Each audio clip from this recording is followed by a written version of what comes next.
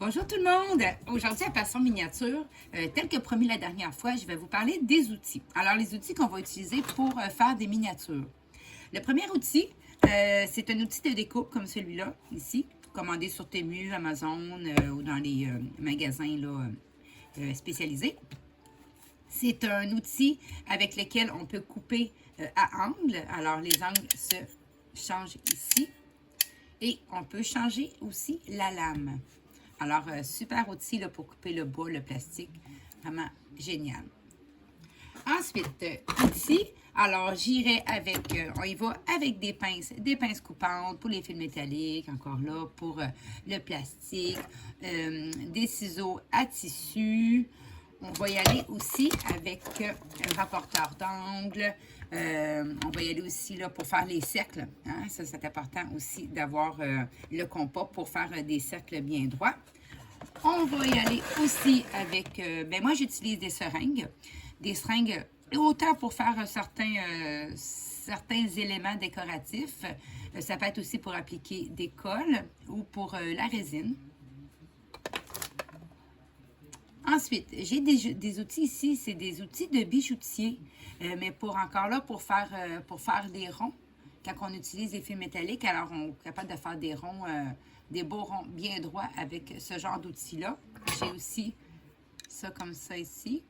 Et j'en ai un plus petit pour vraiment là, les petits détails. Alors, on y va avec ça ici. Alors, ça fait vraiment des beaux ronds quand vous avez à travailler les petits fils métalliques. On va y aller aussi, bien évidemment, avec les pinces. Alors, des pinces plus grosses, des pinces plus petites, des pinces coupantes. Ça est un peu plus grosse. J'en ai une plus petite. Alors, vraiment, là, vous y allez avec vos besoins. Ensuite, ben, les pinceaux. Hein, tout ce qui est pinceau.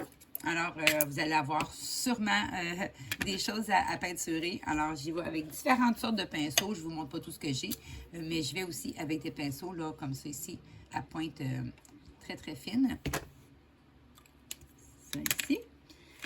Ensuite, on va utiliser, bien sûr, des ciseaux. On va y aller avec des X-Acto, sécateurs, allez-y avec ce que vous voulez, mais des outils coupants.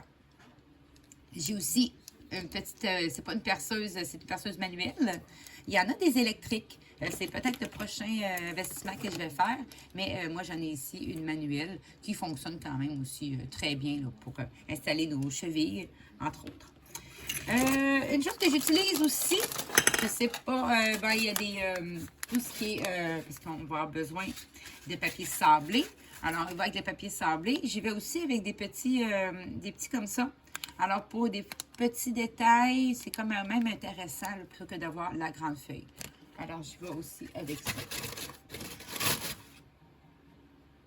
Alors, je crois que j'ai fait quand même le tour des outils principaux. Il y a autre chose qui existe sur le marché, évidemment, mais moi, je vous ai montré ce qui était vraiment comme ce que j'utilise le plus régulièrement. On peut aller aussi avec des moules comme ça, qui est super intéressant aussi pour faire des choses bien droites. Puis j'ai mon, ben c'est sûr que j'ai oublié, par exemple. Alors, j'ai oublié mon Dremel. Un Dremel, un outil que j'utilise au contraire énormément. Alors, j'étais en train de l'oublier avec différentes têtes pour des courbes de la ponce.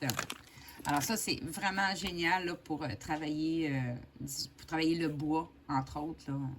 Merveilleux pour faire des trous aussi, faire de la texture. Le petit Dremel. Alors, voilà pour les outils. Bien, je vous souhaite de vous amuser.